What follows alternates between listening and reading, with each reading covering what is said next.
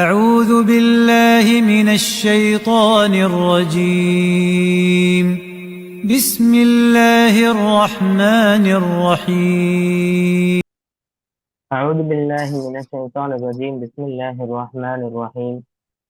إنا مكنا له في الأرض وآتيناه من كل شيء سببا.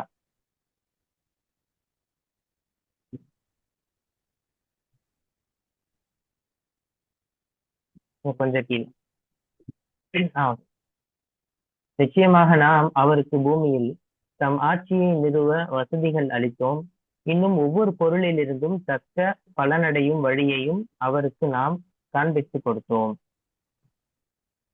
இது சூரத்துல் கஹ்ஃபினுடைய 84வது வசனம். இந்த வசனத்துல அல்லாஹ் ரபுல் ஆலமீன் துல் கர்னைன் என்று சொல்லப்படக்கூடிய மன்னருக்கு கொடுத்த அந்த ஆட்சி அதிகாரம் அதை பற்றி தொடர்ந்து விவரிக்கின்றான். ஃபர்ஸ்ட் அல்லாஹ் சொல்றான், இன்னா மக்கன்னா லஹு ஃபில் அர்தி, பூமியில் நாம் அவருக்கு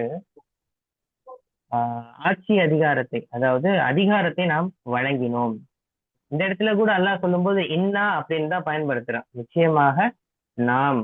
அப்போ துல்கர்னைன் என்று சொல்லக்கூடிய அந்த மன்னருக்கு கிடைத்த அனைத்து அதிகாரங்களும் அவருடைய சொந்த திறமையால் வந்தது அல்ல, மாறாக அல்லாஹ்வின் நாட்டத்தினால், அவனுடைய அந்த அனுமதியினால் தான் அந்த அதிகாரம் என்பது கிடைத்தது. அப்போ நிச்சயமாக நாம் அப்படின்னு தான் அல்லாஹ் குறிப்பிடுறான். நம்ம தான் கொடுத்தோம். மக்கன்னா லஹு ஃபில் அர்த், பூமியில் அவருக்கு நாம். இந்த இடத்துல மக்கன்னா அப்படின்ற வார்த்தையை தம், அதாவது ஒருவருக்கு முழுமையா நிலையாக இருக்கிற தன்மை. ஓகே, இதுக்கு முன்னாடி என்ன மைக் யூஸ் பண்ணீங்களா? புரியல. இல்ல, இப்ப கிளியரா இருக்கு. ஏன் கொஞ்சம் இது அந்த லேப்டாப் உடைய மைக். இது கிளியரா இருக்கு. ஓகே. மக்கன்னா லஹு ஃபில் அர்த், பூமியில் நாம் அவருக்கு அதிகாரம் அளித்தோம். சோ தம்கீன் அப்படின்னு சொன்னா ஒருவருக்கு கிடைக்கக்கூடிய முழுமையான அந்த அதிகாரம், பலம், அதே மாதிரியான பூமியில இருக்கக்கூடிய நிலையான தன்மை, அப்புறம் அவருக்கு இருக்கிற ஆளுமை, இது எல்லாமே அல்லாஹ் கொடுக்கிறது. சோ அதுல அந்த வார்த்தையை தான் அல்லாஹ் தம்கீன் அப்படின்னு சொல்லி பயன்படுத்துறான். சோ துல்கர்னைன் என்று சொல்லப்படக்கூடிய அந்த மன்னர் ஏதோ ஒரு சிறிய பகுதிக்கு மட்டுமே அரசர் அப்படின்லாம் சொல்ல முடியாது. கிழக்கு மற்றும் மேற்கு அப்படின்னு சொல்லி நம்ம பார்த்தோம். அதாவது உலகத்தினுடைய பெரும் பகுதியை ஆட்சி செய்யக்கூடிய ஒரு ஒரு பெரும் சாம்ராஜ்யத்தின் பேரரசராக அல்லாஹ் அவருக்கு ஆக்கி கொடுத்திருந்தான். அவருக்கு இருக்கக்கூடிய அந்த இராணுவ பலமா இருக்கட்டும், அரசியல் பலமாக இருக்கட்டும், அதே மாதிரி உலக மக்கள் அவருக்கு கீழ்ப்படிஞ்சு நடக்கக்கூடிய அனைத்துமே இதெல்லாம் ஒரு மிக சிறந்த ஆளுமை. இது அனைத்தும் அல்லாஹ் அவருக்கு கொடுத்திருந்தான் அப்படின்றத நம்ம பார்க்க முடிகிறது.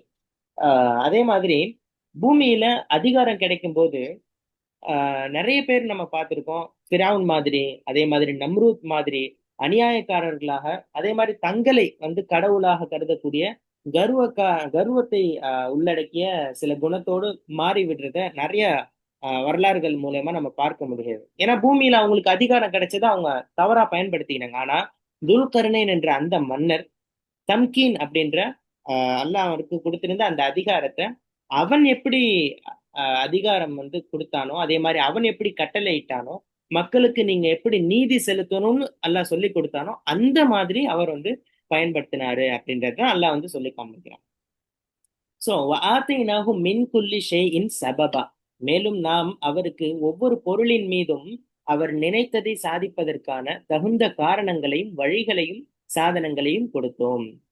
சோ அல்லாஹ் வெறும் அதிகாரத்தை மட்டும் கொடுக்கல, அதையும் தாண்டி உலகத்தையே ஆளக்கூடிய அளவிற்கு அவர் வியக்கத்தக்க, ஆச்சரியப்படக்கூடிய நிறைய சாதனைகளை புரிவதற்கு தேவையான அறிவியல் சார்ந்த விஷயங்கள், தொழில்நுட்பம், டெக்னாலஜிக்கல், அதே மாதிரி மேலாண்மை சார்ந்த அறிவையும் அல்லாஹ் வாரி வழங்கி இருக்கிறான் அப்படின்றதுதான் வாத்தினாகும் மின்குள்ளி ஷைஇன், எல்லா விஷயங்களையும் ஒவ்வொரு பொருளிலிருந்தும் அப்படின்னு சொன்னா அவருக்கு தேவைப்பட்ட அந்த இராணுவ பலமாக இருக்கட்டும், அரசியல் தந்திரங்களாக இருக்கட்டும், மொழி அறிவாக இருக்கட்டும், அதே மாதிரி புவியியல் சார்ந்த அந்த அறிவாக இருக்கட்டும், கட்டிடக்கலை சார்ந்தது, அதே மாதிரி உலோகங்களை உருக்கக்கூடிய அந்த தொழில்நுட்பம், இது போன்ற எல்லா விதமான துறைகள்லையுமே அல்லாஹ் அவருக்கு தேவையான முழுமையான ஆற்றலை வழங்கியிருந்தான். அதான் ஆத்தைனாகு, நாம் அவருக்கு கொடுத்தோம், மின்குல்லி ஷைஇன், ஒவ்வொரு விஷயங்களை, ஒவ்வொரு பொருளில் இருந்தும் ஞானத்தை.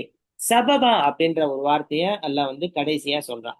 சபபா அப்படின்னு சொன்னா காரணங்கள், அதே மாதிரி சாதனங்கள், வழிகள், இப்படின்ற பொருள்ல வருது. சபப் அப்படின்னா என்ன? ஒரு இலக்கை அடைவதற்கு காரணமாக இருக்கக்கூடிய அந்த வழிமுறைகள், அதே மாதிரி அதுக்கு தேவைப்படக்கூடிய கருவிகள், டெக்னாலஜி, எல்லாத்தையுமே வந்து சபப் அப்படின்ற ஒரு வார்த்தையில அல்லாஹ் வந்து முடிச்சுக்கான். சோ இந்த ஒரு வார்த்தையில அவருக்கு தேவையான எல்லா துறை சார்ந்த அறிவுமே நிரப்பமாக, அதாவது அதிகமா அல்லாஹ் வந்து கொடுத்திருந்தான் அப்படின்றதுதான் இந்த வசனம் சொல்லக்கூடிய ஒரு செய்தியாக நம்ம வந்து பார்க்கிறோம். சோ பூமியில வந்து அல்லாஹ் ஒரு சில நபர்களுக்கு அப்படிப்பட்ட அதிகாரங்கள், ஆஹ் ஒரு அந்தஸ்து, பொறுப்பு, இது எல்லாமே தருவோம். சோ அப்படி இருக்கும் பொழுது அந்த அதை நம்ம எப்படி பயன்படுத்துறோம் அப்படின்றதுதான் ரொம்ப முக்கியமான ஒரு விஷயம்.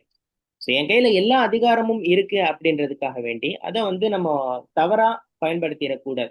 என் கையில எல்லா அதிகாரம் இருக்கு, நான் நினைச்சா என்ன வேணா செய்யலாம், நான் நினைச்சா எப்படி வேணா இருக்கலாம், ஸோ அந்த மாதிரி இல்லாம, ஏன்னா இன்றைக்கு இருக்கக்கூடிய நிறைய வல்லரசு நாடுகளாக இருக்கட்டும், பெரிய பெரிய நிறுவனங்களாக இருக்கட்டும், அவங்க கையில வந்து நிறைய ஒரு எப்படி சொல்றது பெரிய ஆதிக்கம் இருக்கு. அதே மாதிரி தொழில்நுட்பம் சார்ந்த எல்லா பலமுமே இருக்கு.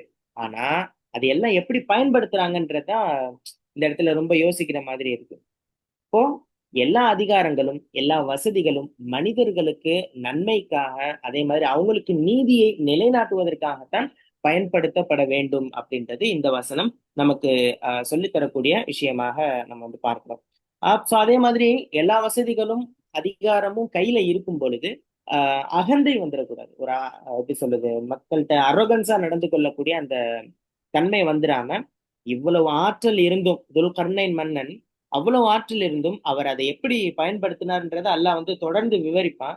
எளிய மக்களுக்கு தொண்டு செய்யக்கூடிய அந்த நல்ல தன்மை அவர்கிட்ட அதிகமா இருந்துச்சு. மக்களுக்கு என்ன செய்யறது, அவங்களுக்கு எப்படி நீதம் செலுத்துறது, அவங்களுடைய தேவைகளை எப்படி பூர்த்தி செய்யறது அப்படின்றதுல ரொம்ப கவனம் இருந்துச்சு. ஏன்னா இந்த அதிகாரம் என்னிடம் இருந்து அல்ல, இது முழுக்க முழுக்க அல்லாஹ் எனக்கு தந்தது. சோ அந்த அதிகாரத்தை நான் சரியாக பயன்படுத்துவேன் என்ற ரீதியில் அவர் வாழ்ந்தாரு அப்படின்றது. அப்போ வாய்ப்புகளை துஷ்பிரயோகம் செய்யக்கூடாது. ஏன்னா இது வழங்குனது ஃபுல்லா அல்ல, அதுக்காண்டிதான் இந்த வசனத்துல இது நம்ம வந்து குறிப்பிடுறோம். சோ அது நமக்கு கிடைச்சிருக்குன்னா அதை சரியாக பயன்படுத்திக் கொள்ள வேண்டும் அப்படின்றதா இதுல நம்ம வந்து பார்க்க முடியும்.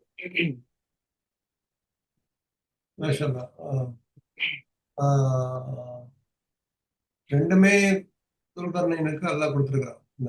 வந்து அதிகாரத்தையும் கொடுத்து அதை எப்படி அடையணும், அதை எப்படி வழிமுறைகளையும் சொல்லி கொடுத்துருக்காங்க.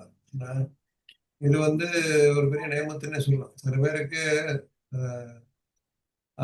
அறிவு கொடுத்து அதை எப்படி யூஸ் பண்றதுன்னு தெரியாம இருக்கும். சில பேருக்கு யூஸ் பண்றது எப்படின்னு தெரியும், அறிவு இருக்காது. பணக்காரங்களா இருப்பாங்க, அதை வந்து எப்படி என்ன செலவு பண்றதுன்னு தெரியாது. சேமிச்சு சேமிச்சு வச்சுக்கிட்டு கஞ்சத்தனமா இருப்பாங்க. சில பேர் வந்து காசு நிறைய கொடுக்கணும்னு ஆசைப்படுவாங்க. அவங்களுக்கு வந்து நல்லா வந்து அது கதர் இல்லைங்களா. நான் சில பேரை தேர்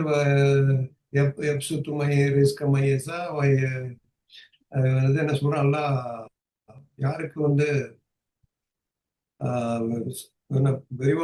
வந்து விசாலமாக்கி தர்றானோ, நாடுறவங்களுக்கு அந்த மாதிரி விசாலமாக்கி தருவோம். உங்களுக்கு வந்து மக்கள் அந்த உலகத்தையே வந்து பூமியே கொடுத்து அந்த அறியக்கூடிய வழிமுறைகளையும் கொடுத்துருக்கிறது வந்து ஒரு பெரிய நேமத்தை. அதெல்லாம் வந்து சூஸ் பண்ற மக்களுக்கு மட்டும் தான் அதை கொடுக்குறான். யாரு வந்து நல்லவங்களோ அவங்களுக்கு, நல்ல நீயத்துல உள்ளவங்க, இன்ஷா அல்லாஹ் நமக்கும் அந்த மாதிரி எல்லாம் கொடுக்கணும், ஆதிக்கத்தையும் கொடுக்கணும். நமக்கு அதை நல்ல அறிவா இருக்கட்டும், ஆரோக்கியமா இருக்கட்டும்,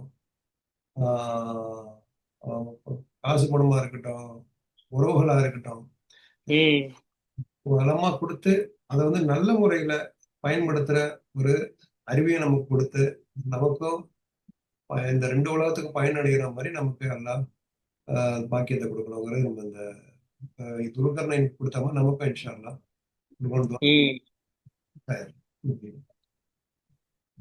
அடுத்தது ஓகே, அடுத்தது فأتبع سببا. அவர் ஒரு முக்கியமான பணிக்காக முதலில் மேற்கு நோக்கி புறப்பட்டார். இது டிரான்ஸ்லேஷன் கரெக்டா? அந்த டிரான்ஸ்லேஷன் தானா? பின்தொடர்ந்தார் ஒரு வழியின் போட்டிருக்கு. ஓகே, இந்த மாத்திக்கிறேன் நான் டிரான்ஸ்லேஷன். ஆகவே அவர் ஒரு வழியை பின்பற்றி சென்றார். அதாவது அல்லாஹ் வந்து கொடுத்திருக்கிறான்ல அந்த அதிகாரம், அதுல இருந்து அவர் ஆரம்பிக்கிறார். இந்த வசதிகள், அதிகாரங்கள் இது எல்லாமே அவருடைய கையில வந்ததுக்கு பின்னாடி அவர் சும்மா உட்கார்ந்து இருக்கல. அந்த இடத்துல வந்து உடனடியாக செயல்ல இறங்கி தன்னுடைய அந்த பயணத்தை தொடங்கினார் அப்படின்றத அல்லாஹ் வந்து சொல்லி காண்பிக்கிறார். உடனடியாக எவ்வித தாமதமும் செய்யாமல் ஒரு விஷயத்தை செய்வதற்கு பின்தொடர்றார். அப்போ அல்லாஹ் வந்து என்ன கொடுத்திருந்தான்? மிகப்பெரிய அதிகாரத்தை கொடுத்திருந்தான், தொழில்நுட்ப வசதிகளை கொடுத்திருக்கிறான். அப்படின்றதுக்காண்டி சொகுசு மாளிகையில அமர்ந்து கொண்டு அவர் காலத்தை கழிக்கணும்னு சொல்லி விரும்பல. அதே மாதிரி அவருக்கு கிடைத்த அந்த அதிகாரத்தை வைத்து பெருமை அடிக்கவும் இல்லை. அந்த பொறுப்பை உணர்ந்து உடனடியாக அவர் களத்தில் இறங்கினார் அப்படின்றதுதான் உடனே அவர் பின்தொடர்ந்தார். சபபா, ஒரு வழியை அல்லது ஒரு சாதனத்தை அப்படின்னு சொல்லி. இப்போ ஒரு இலக்கை அடைவதற்கு தேவையான எல்லா விஷயங்களையும் முழுமையா அவர் வந்து பயன்படுத்தினாரு. இப்போ ஒரு குறிக்கோள் இல்லாத, ஒரு இலக்கு இல்லாத, ஒரு நாடோதை மாதிரி இல்லாம முறையாக ஸ்ட்ராட்டஜிக் பிளானிங் என்று சொல்லக்கூடிய அந்த திட்டமிடலோடு ஒரு விஷயத்த இதான் நம்ம செய்ய போறோம்ன்ற அந்த திட்டமிடல் வைத்து அவர் வந்து அவருடைய பாதையை தொடர்றாரு அப்படின்னு சொல்லி, அதான் ஃபர்ஸ்ட் விஷயம் எல்லாம் வந்து சொல்லி காண்பிக்கிறேன். ஸோ இன்னைக்கு இருக்கக்கூடிய தனி மனித வாழ்விலையும் சரி, அல்லது வந்து எல்லா இடங்கள்லையும் சரி, ஒரு விஷயம் நடக்குது அப்படின்னு சொன்னா அது வெறுமனே பேச்சோடு நின்று விடாம அந்த திட்டம் திட்டம் தீட்ட திட்டம் வந்து தீட்டக்கூடிய ஒரு தன்மை எல்லாருக்கும் வரணும். அதே மாதிரி அதை வந்து திட்டம் தீட்டியதோடு நிக்காம அதனை வந்து களத்துல இறங்கி செயல்படக்கூடிய ஒரு கலாச்சாரம் அப்படின்றது வரணும். வெறுமனே சொல்ல அளவுல மட்டும் அந்த தன்மைகள் இல்லாம செயல் அளவுல வெளிப்படணும், திட்டங்கள் வந்து செயலாக மாறணும் அப்படின்றதுதான் இந்த விஷயமா இந்த வசனத்துல நம்ம வந்து பார்க்க முடிகிறது. அதே மாதிரி எந்த ஒரு கவனம் சிதறாம வழியை பின்தொடர்ந்தார் அப்படின்னு நல்லா சொல்றேன். ஸோ வந்து ஒரு ஃபோக்கஸான விஷயத்துல இன்னைக்கு இருக்கக்கூடிய டிஜிட்டல் யுகத்துல நம்ம வந்து வாழ்ந்துட்டு இருக்கிறோம். ஸோ அந்த டைம்ல வந்து நமக்கு பல்வேறு விதமான கவன சிதறல்கள் அப்படின்றது இளைஞர்கள்ல இருந்து எல்லாருக்குமே அப்படின்னு நம்ம சொல்லலாம். இளைஞர்கள் குறிப்பாக அவங்களுக்குன்னு ஒரு இலக்கு நிர்ணயிச்சாங்கன்னா அதுல பயணிக்கும் போது ஏராளமான தடைகள்.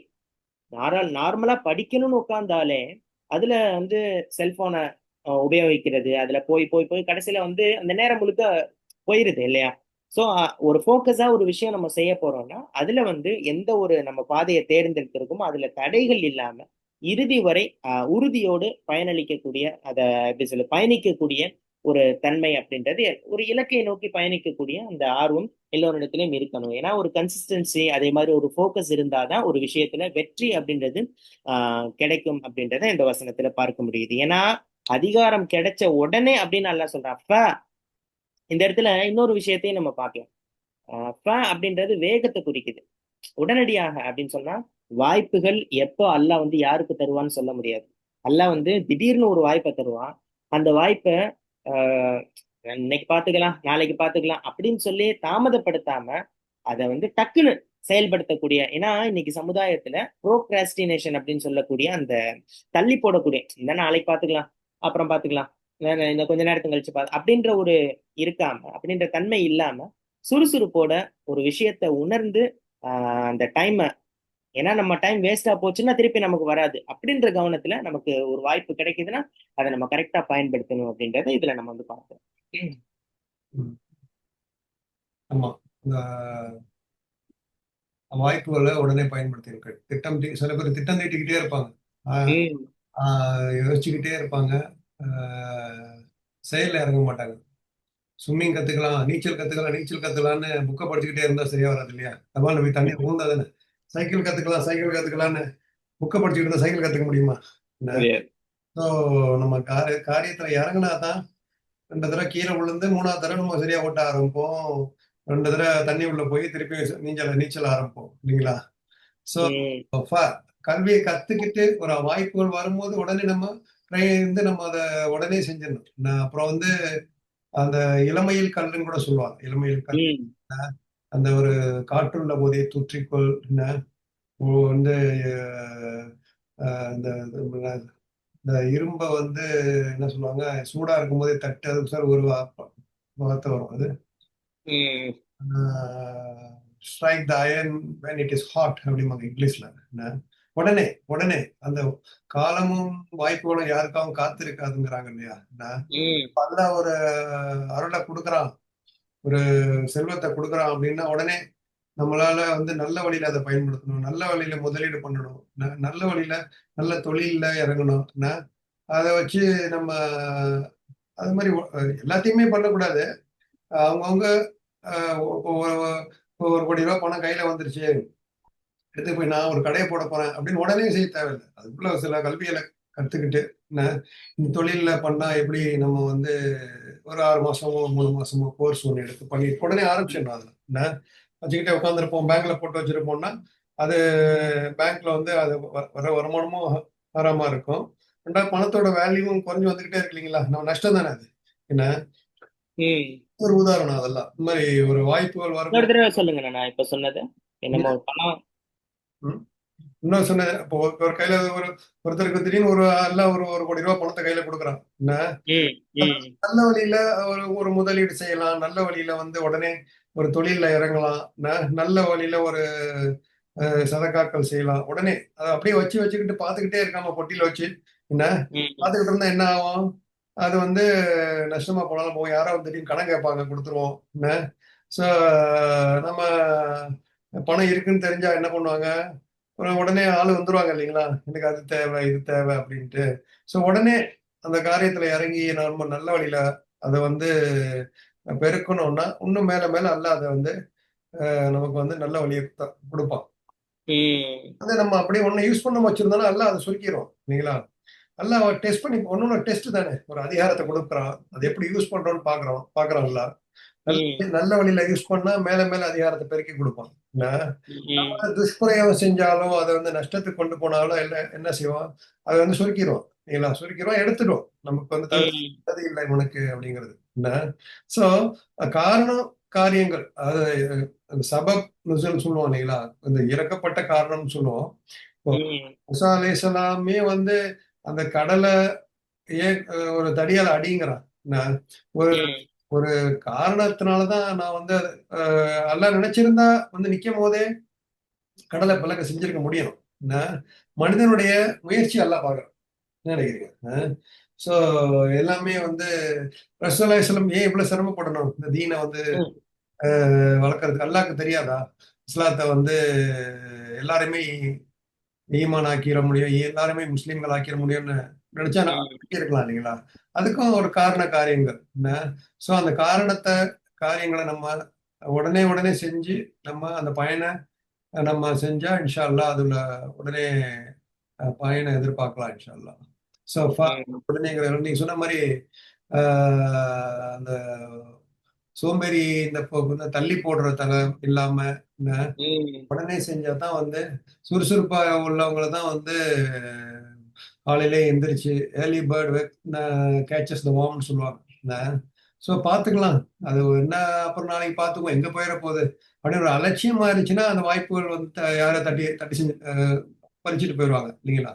ம் ஒரு சான்ஸ் கிடைக்குதுன்னா நம்ம முந்திக்கணும். இந்த நல்ல விஷயங்கள்ல என்ன ஆ நல்ல விஷயங்கள்ல எல்லாத்துலயும் இல்ல. நான் எல்லாம் சொல்றாங்க சாபிக்கூன் அப்படிங்கிறான். சாபிக்கூனல் அவ்வளோன் அப்படிமா சில இடத்துல. சோ அதெல்லாம் பாத்தீங்கன்னா எந்த நல்ல விஷயங்கள் செய்யறதுல நம்ம முந்திக்கணும். உடனே உடனே செய்யறது செஞ்சா இன்ஷா அல்லாஹ் நமக்கு மேல மேல வளங்களை கொடுப்போம் அப்படிங்கிறது நம்ம ம் ஆயத்துல இருந்து